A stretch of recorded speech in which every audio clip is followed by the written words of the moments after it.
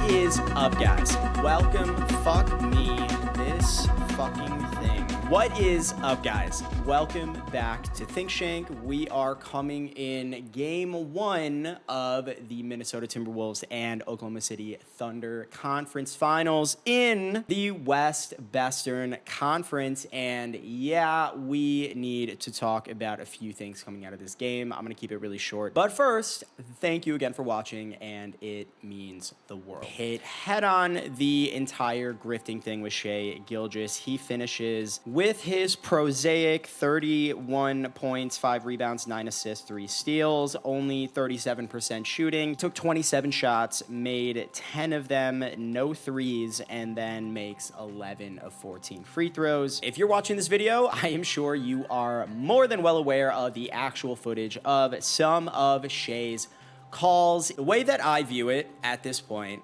is Shai's grifting is so sacrilegious to the legacy and tradition of the NBA playoffs that it is no longer about the sheer volume of free throw attempts that he is getting, which, by the way, he attempted more than Julius Randle and Anthony Edwards combined in this game. It's not even about the volume anymore. It's about the principle of the NBA playoffs. In a vacuum, then you place that inside of the context of his own team and the way that they are defending both on and off the ball, putting on a completely objective pair of goggles here, just like Denver. It just looks unfair how hard OKC's opponents have to work for free throws in two ways. One,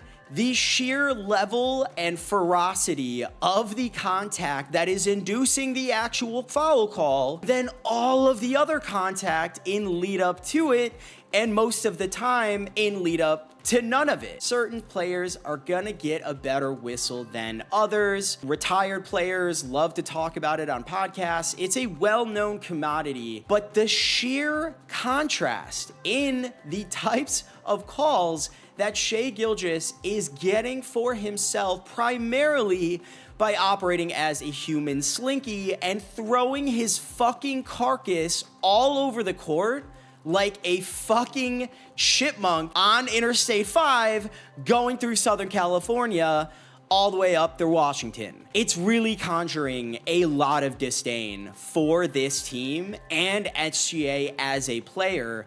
And fundamentally, just like Trae Young, just like Jalen Brunson, you can't fault them for it. It ultimately always falls on the enforcers, and that is where I question. We changed the rules in the last third or fifth of the regular season last year, allowed a ton of physicality throughout last year's playoffs, did a very similar jump once this year's playoffs started, but not for Shai Gilgeous. It's astounding, really taking a toll on the product. There's the point of, even if you are an objective observer, I genuinely would bet that you yourself can even tell this is pretty egregious. And then moreover, I think we are missing the human and psychological repercussions of playing that kind of opponent. Chris Finch said it the best. It's so frustrating to play this team because they foul a ton. You know, they really do. They foul all the time. And then, you know, you can't really touch Shai.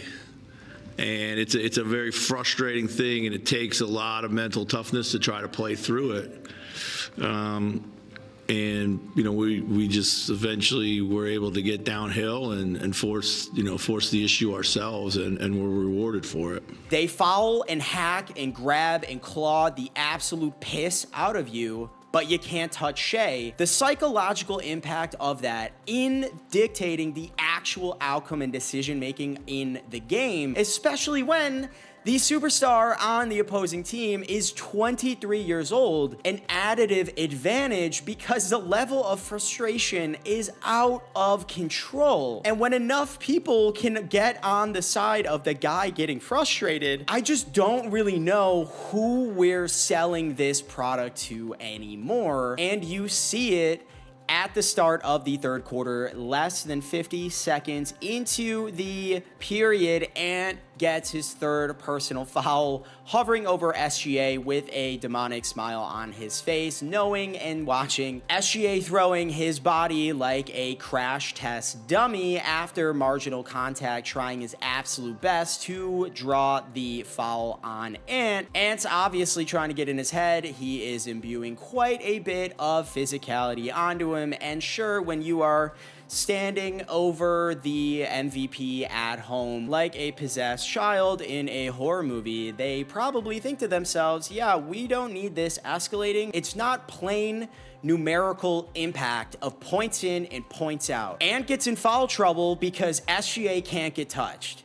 Ant gets frustrated by the accumulation of touch fouls, obviously being subject to the level of physicality on the other end of the floor. You have guys like Naz Reid with known issues controlling themselves and staying focused inside of this game. You put guys out of their normal rotations. You get them thinking the next time they get switched onto Shai, like your Jaden, let's say, and then all of a sudden it creates this cumulative effect that turns into a snowball in the favor of SGA. So my deep cut, deep state Illuminati take here is, you understand, if you watch enough NBA basketball, the NBA officials always strive to grant an equal number of personal fouls to each team.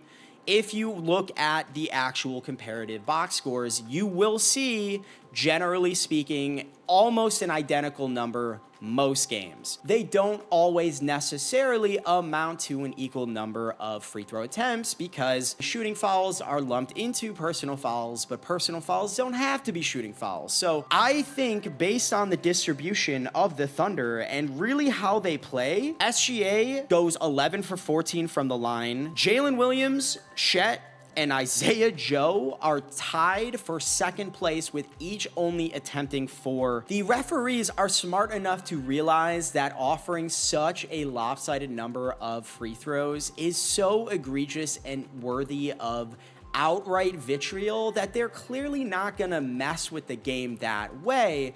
The way that they mess with these games is always in the number of attempts. This goes back to the entire Lakers privilege golden whistle conspiracy, where it's not a conspiracy, it's about how many attempts that both teams end up attempting. It's not about a differential, it's about the number of overall attempts. Everyone is aware that the Lakers' style of offensive play caters towards drawing fouls. Luka Doncic, Austin Reeves, LeBron James, great. But obviously they're going to have to call it both ways. And so you end up with games where each team attempts like 20 plus free throw attempts.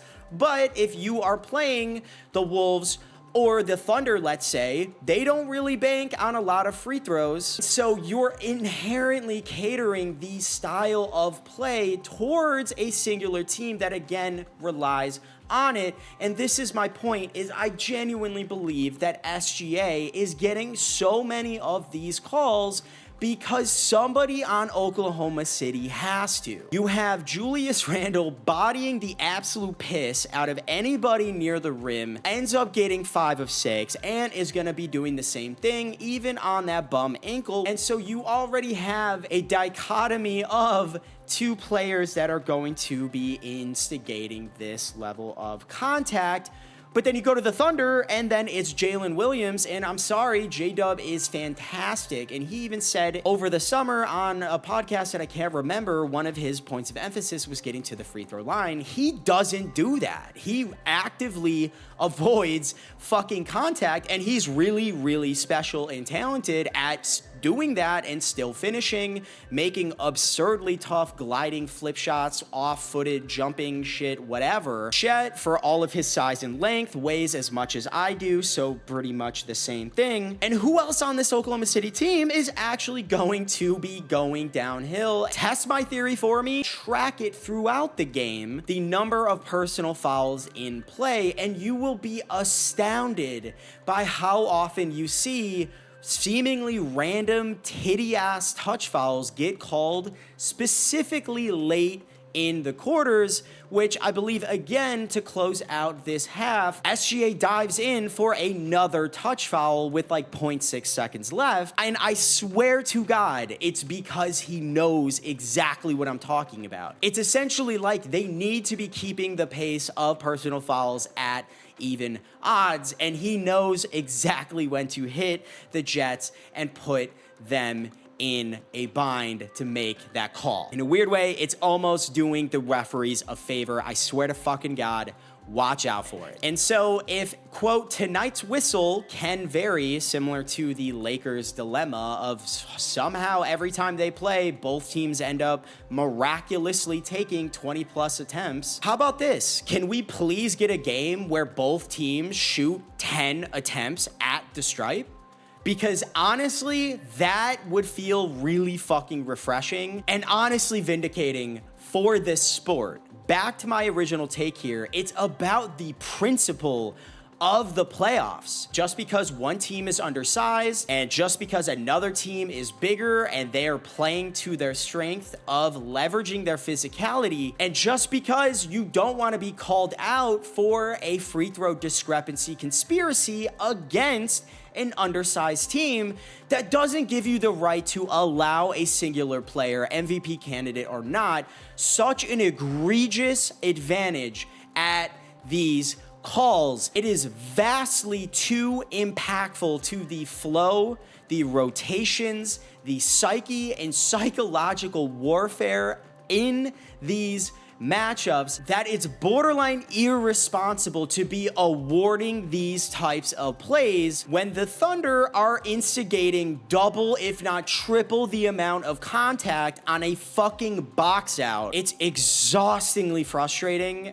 and above all else, it's just disappointing. This is exactly why you made the change 14, 16 months ago to not allow these types of egregious calls that are clearly benefiting the offensive player, instigating all of this contact on drives, flailing their own bodies to exaggerate contact. You made this change a fucking year ago, and you institute and implement that change to 13 or so out of 18 playoff teams, wall to wall. Just makes no sense to allow these types of calls this consistently for one singular player. All right, guys, thank you so much for watching, and until next time.